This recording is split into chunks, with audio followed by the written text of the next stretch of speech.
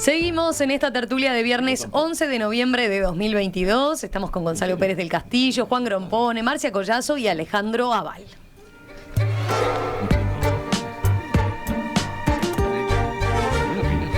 Tan charlatanes. Está furioso. Por un tema que queda afuera. Que después, en todo caso, lo podemos discutir otro día. Un tema de tertulia. Bueno, ahí está. Queda anotado para el viernes que viene. Pero vamos al tema que nos convoca ahora, que definimos ahora. El presidente colombiano Gustavo Petro aseguró el lunes pasado, al llegar a la COP27, la cumbre anual del clima de las Naciones Unidas, que se está celebrando en Egipto, que encuentros como este son un fracaso, dijo, y que es el momento de pasar a la acción. El liderazgo político ha fracasado básicamente porque superar la crisis climática implica dejar de consumir petróleo y carbón, y ese dejar de consumir implica una transformación profunda de la economía, una desvalorización de intereses poderosos en esa economía, un cambio de la economía mundial que no puede adelantar el liderazgo político de la humanidad. Al hacer uso de la palabra en la primera jornada de deliberaciones allí en Egipto, Petro presentó un decálogo de propuestas. Entre ellas, exigió que la lucha contra el calentamiento global no se quede en manos del sector privado, sino que esté fuertemente liderada por los gobiernos. El mercado no es el mecanismo principal para superar la crisis climática. Es el mercado y la acumulación de capital quien la produjo, y no será justamente su remedio, declaró el presidente colombiano. Petro añadió, solo es la planificación pública y global multilateral la que permite pasar a una economía descarbonizada mundial. La ONU debe ser el escenario de dicha planificación, siguió diciendo. Y acá tengo a Juan que pide la palabra, en primer lugar. Bueno, yo estoy de acuerdo con Petro que estas convenciones no sirven para nada. Y me quiero basar en 3 argumentos, que esto va a iniciar la polémica, en definitiva. Los países contaminantes hablan muchísimo sobre el tema, pero no hacen absolutamente nada de lo que prometen. Es decir, no sirve para nada entonces enunciar grandes compromisos en una declaración final muy bonita, que después no se va a cumplir. Los países pobres, por el contrario, piden dinero según la teoría vigente de que el cambio climático lo hizo los países ricos del primer mundo, ¿no? De modo que ese es su reclamo. Pero los países ricos no le dan ningún dinero, es decir, no hay dinero para eso. Es decir, hay declaraciones, pero no hay dinero, y con las declaraciones no hacemos nada. Este es el segundo argumento por el cual creo que no funciona. Pero desde mi punto de vista, que yo pienso que el cambio climático puede ser un fenómeno natural, y esto lo avalan las 5 glaciaciones anteriores que ocurrieron en el planeta, con su posterior salida, con su posterior 5 calentamientos globales, que precisamente esto no es un fenómeno humano, no es un fenómeno nuevo, sino que es un fenómeno periódico que ocurre en la Tierra, y que por lo tanto son esencialmente inútiles las medidas que se pueden tomar con lo del anhídrido carbónico y todo ese tipo de cosas. Entonces, desde este triple argumento creo que reunirse para hacer declaraciones, para pedir plata o para tratar de tomar medidas no sirve para nada. Ahí bien concretos los argumentos de Juan. ¿Qué les parece a ustedes? Pues es que él piensa que me está provocando diciendo esas cosas. ¿Y? Pero no me está provocando. No, porque vos también coincidís en que no tienen sentido estas cumbres. Pero no tienen sentido. Es como si dijeran, se reúnen las, 5 potencias más importantes del mundo para solucionar el tema, de la mujer, en el Hotel Hilton. Las resoluciones no dan absolutamente ningún resultado. La culpa es del Hotel Hilton. Es absurdo. Yo creo que las cumbres para dialogar sobre estos problemas son fundamentales.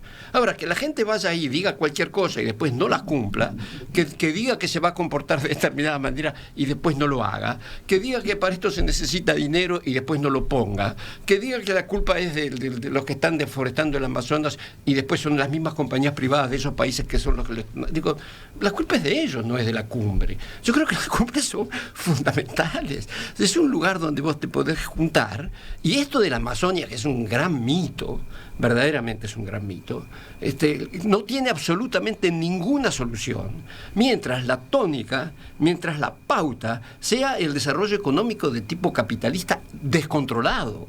Es decir, no tiene ninguna solución. Yo estuve en el Amazonas, creo que ya lo he dicho en estas tertulias, fui 4 o 5 veces a Rondoña y a Mato Grosso del Sur en unos proyectos del Banco Mundial que justamente intentaban preservar el Amazonas.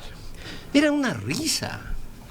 Esa fue la otra propuesta, ¿no?, de Petro al respecto, junto con Nicolás Pero Maduro. es incompatible con el modelo económico que tenía el Brasil y con las compañías transnacionales que estaban operando en el Amazonas.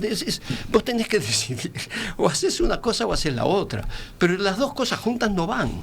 Entonces, yo creo que el Petro tiene razón, pero todo lo que dice Juan también tiene razón. Y te digo más, estoy totalmente de acuerdo, yo también tengo mucha duda. El otro día estaba leyendo justamente que el 95% del efecto invernadero es causado por el agua en la atmósfera. El CO2, el CH4, son periféricos. Lo fundamental es el agua. Y eso sale de los océanos. Y eso no se va a cambiar. Y el cambio climático, según esta gente y esta teoría, es algo que está sucediendo naturalmente. Y no es una cosa que está siendo causada por el hombre. Otra cosa es la contaminación del planeta, la desaparición de especies, eso es otro tema. Sí. Pero el cambio climático, como dice Juan, posiblemente no se sabe. Así que hay dos descreídos del cambio climático. No, yo creo que el cambio climático existe, creo que es un fenómeno natural. Ahí está. Descreídos del factor humano detrás del cambio climático. ¿Vos ya estás convencido de...? No estoy, no lo sé. Lo decís como... pero sí he leído, porque me interesa, muchas cosas que te dicen como eso. ¿Es cierto o no es cierto que el 95% del efecto invernadero es provocado por el vapor de agua? Porque entonces, digo, todo esto del CO2 y del metano y todo esto, ¿qué significa? Yo la verdad es que no lo sé porque no soy un científico de eso. Lobby. Okay. A ver, Alejandro, Marcia, ¿qué opinan ustedes? ¿Me das la palabra a mí? Dale. Yo, lo primero es que quizás Gonzalo no prestó atención, pero Petro dijo que tenía que estar el asunto en manos de las Naciones Unidas. Sí. Cuestión que te debería reconfortar, ¿no? Sí, me reconforta. Pero ¿Estás de acuerdo con Petro? Bueno, en segundo lugar, con respecto a lo que dice Juan, por supuesto no puedo opinar, pero lo que dice Juan tiene la virtud de por lo menos poner arriba de la mesa algo que no se suele decir, y es que quizás el cambio climático sea algo inevitable, que responde a causas que no tienen nada que ver con llamémosle genéricamente, con la contaminación producto de la actividad humana. De todas maneras, sí, que yo creo que algo hay que hacer, por lo menos para evitar que la humanidad viva con zozobras exageradas por la sola contaminación, al margen del cambio climático. Por ejemplo, el uso del carbón, del gas y del petróleo, creo que inevitablemente van a terminar, bueno, aparte que se van a terminar, por lo menos se van a terminar porque son recursos finitos, no son infinitos ni se reproducen. Pero de todas maneras creo que sí, sería muy prudente que te hicieran un esfuerzo, como quizás parece que se está haciendo en alguna medida y en algunos lugares, para evitar continuar con el aumento del consumo de la del aumento de la contaminación por el consumo de carbón, de gas y de petróleo. Hoy oí en la radio que en el Uruguay se vendieron un exceso de automóviles, no exceso, pero sí, en el último mes, ¿no es verdad? Sí. Bueno, vienen de los últimos años. Un máximo de automóviles, pero además viene creciendo. Una cantidad fenomenal de automóviles, de los cuales hay un 1% eléctricos y más o menos un 10% que son híbridos. Que son híbridos, ¿no? Pero bueno, quizás eso sea un paso, si llega a extenderse, en favor de la no contaminación en lo poco que podemos hacer. He visto con mucho gusto que, desde afuera y sin entender demasiado al respecto, que una buena parte de los ómnibus por lo menos en Montevideo y en varias ciudades del interior, son exclusivamente eléctricos. Me da mucho gusto verlos circular por la calle. Aparte que he andado alguna vez y me resulta muy agradable el andar de ese tipo de ómnibus, pero eso es un detalle. Lo importante es que son ómnibus eléctricos, y hacen menos polución. Ahora, ¿qué va a pasar? No lo sé. Pero Petro tiene razón en cuanto a que no sirve para nada. No, yo creo que sirve. Yo creo que es una manera de poner, aunque no enfrentan el problema como lo plantea Juan, diciendo que el cambio climático es inevitable, pero por lo menos se está poniendo adelante de la atención pública de una manera importante, que hay un grado de contaminación de la vida del planeta que se podría estar tratando de evitar o por lo menos limitar. Yo qué sé, tú dijiste algo de que lo de la Amazonia era una exageración. Yo qué sé, no sé, a mí me parece que no. Me parece bárbaro que se plantee de que se limite la desaparición de los bosques en cantidades fenomenales de la Amazonia de Colombia, de la Amazonia de Brasil. Otro detallecito. Me parece ridículo respecto a la importancia de las conferencias como esta que se está haciendo en ese balneario egipcio, que se ha hecho en este balneario egipcio.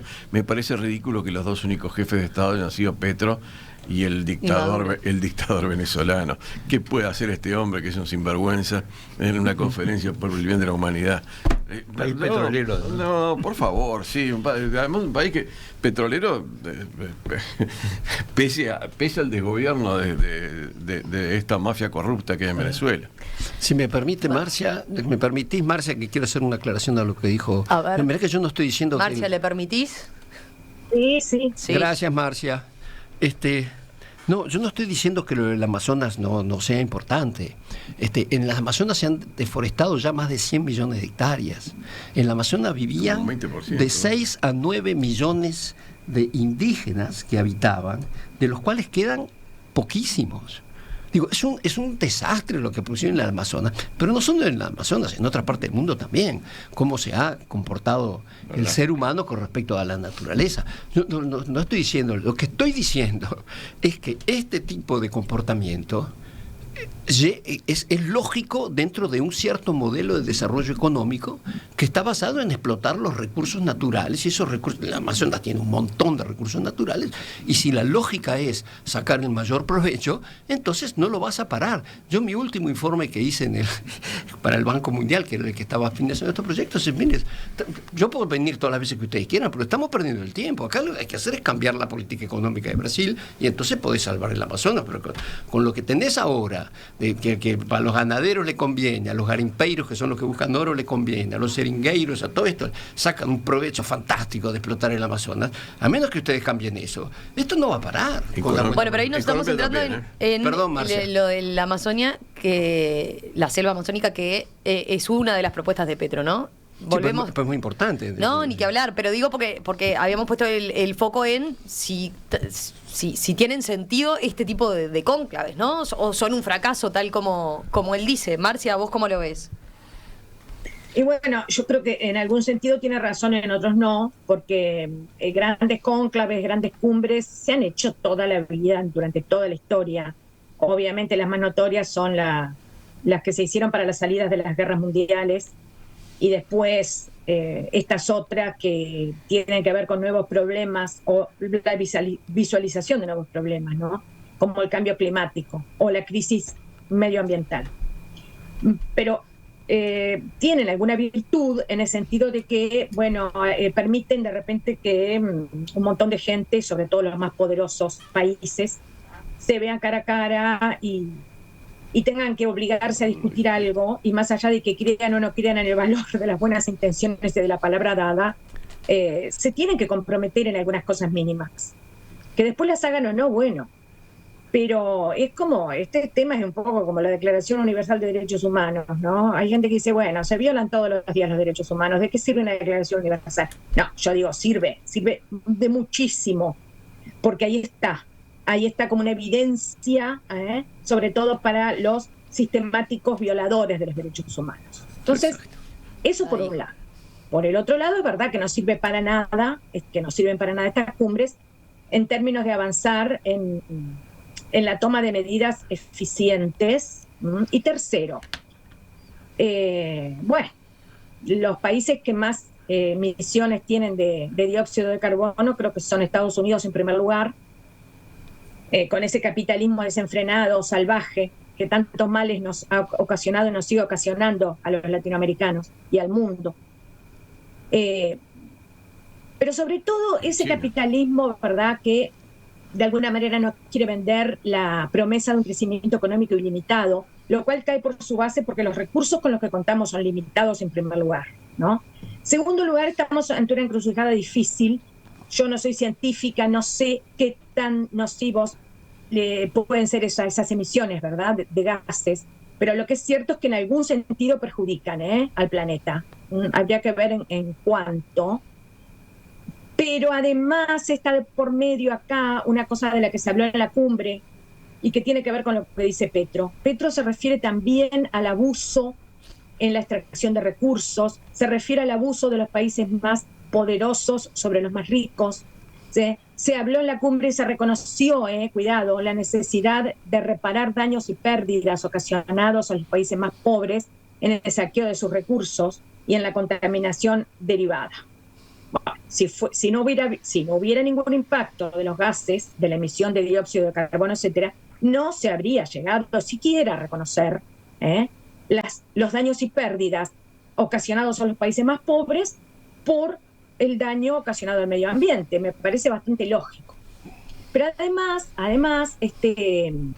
los países más ricos siempre han acumulado su riqueza a costa de los más pobres y no quieren asumir las consecuencias en términos generales.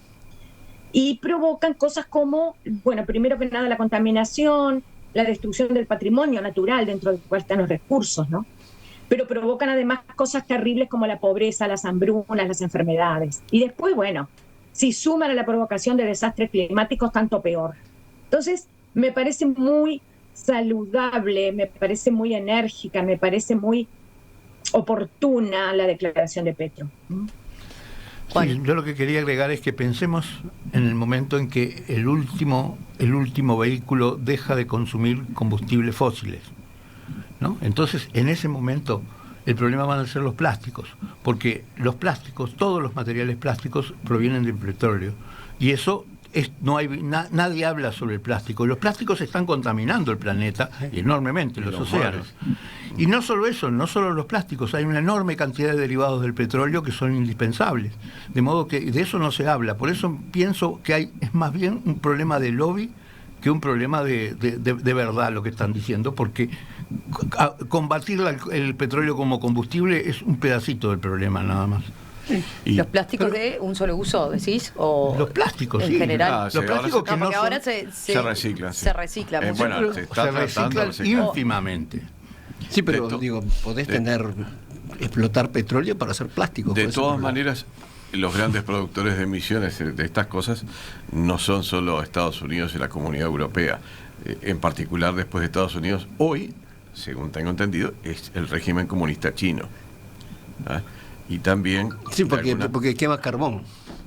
Sí, no, y además está destruyendo, o por lo menos transformando severamente las formaciones territoriales de la propia China. Sí. Hasta ahí es donde no puedo entrar en detalles ahora, pero aparentemente es así. Y en cuanto a que es la segunda gran fábrica de emisiones contaminantes, sí, es el régimen comunista chino, no solo los Estados Unidos de América. Sí, a mí lo que me parece contradictorio de parte del amigo Petro es de que él diga que estas cumbres son absolutamente inútiles, pero que él vaya a una cumbre. También fue Maduro. ¿Sí te parece? Lo mismo. Pero tenía un sentido de provocación como el tuyo, ¿no? De decir, bueno, me parece importante que haya esta instancia, así como no está funcionando esto, ¿no? Después dice, todo esto tiene que quedar en manos de la ONU. Sí, claro. Fantástico, puede quedar en manos de la ONU, pero si los actores... Lo mismo con los actores de la ONU. Si los actores de la ONU, que es la Organización para Promover la Paz del Mundo y para asegurar que no se puede utilizar la violencia sino en función del bien común y no sé cuánto, atacan e invaden a países menores y a países más débiles, si los actores hacen eso, y sobre todo los 5 miembros permanentes, que son los que tienen la responsabilidad de que la organización funcione fundamentalmente, ¿qué va a hacer? La culpa no es de la ONU, ni es de la cumbre. La cumbre es de cómo se comporta la gente, que va ahí, dice un montón de mentiras y después no cumple con ninguna de las cosas que debería cumplir. Y sobre todo, estoy totalmente de acuerdo con esto, con Marcia y con Juan, de que hay una responsabilidad de los países de mayor desarrollo relativo. Siguen gastando 10 veces más en armamentos que en promover el desarrollo de los países más pobres, y del medio ambiente y de todo lo que es el desarrollo mundial. Siguen gastándose la plata en armamentos, con el pequeño problema que cada tanto necesitan generar una guerrita, porque si no tenés guerra, no sabes qué hacer con el armamento y tenés que seguir produciendo. Si me permiten, yo quería agregar que claro, el gran mal acá es ¿no? La ambición desenfrenada, que entre nosotros hoy por hoy le ponen justo nombre de capitalismo neoliberal. Y bueno, China también lo tendrá, más allá de que sea un régimen comunista en algunos sentidos. China es capitalista en su acción económica y es capitalista en su acción económica exterior, punto.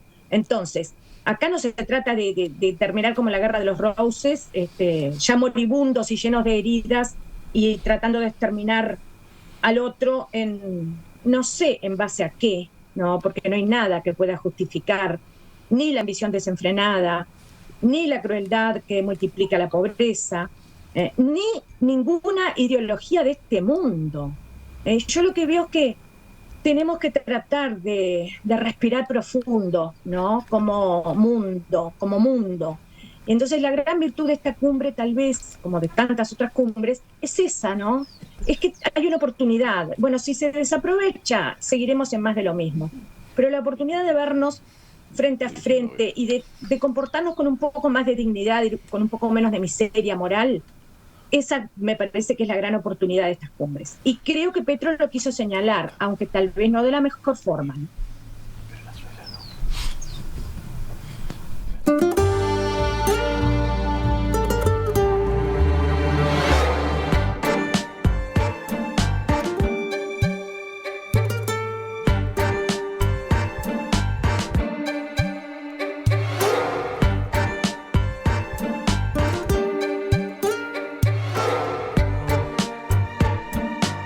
Marcia Collazo, Juan Grompone, Alejandro Val, Gonzalo Pérez del Castillo. Gracias, te puse una S que no va. Castillo. ¿Que no la habías escuchado? Somos muchos, así que... Sí, los Pérez del Castillo son un montón. Bueno, gracias a los 4. Nos reencontramos el viernes que viene. Sí. ¿Sí? Un gusto. Bueno, buen fin de muchas gracias. semana. Gracias, Marcia, igualmente para vos. Marcia.